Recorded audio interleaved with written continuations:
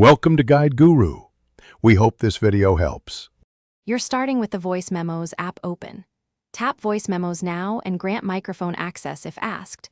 This lets the app capture audio.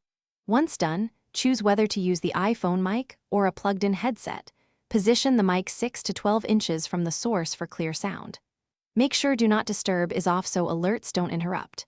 You're ready to record immediately. The app shows a big red record button, which you'll press to begin capturing audio. Tap the red record button to capture your audio. You can pause midway and resume to avoid creating multiple files. When you finish, tap Done and give the memo a clear name so you can find it later. Once saved, tap the 3 dots and choose Edit Recording to trim, replace a segment, or enhance the audio with built-in filters. This saves storage and improves clarity. Make sure to play back the file to confirm levels and that no unwanted noise was recorded. Once your memo is ready, tap the share icon to send via messages, mail, AirDrop, or save to files for cloud backup.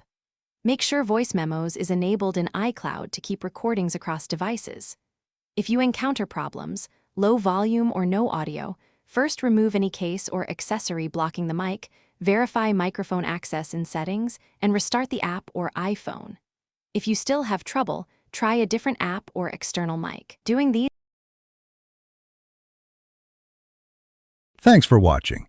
Consider subscribing if we helped you today.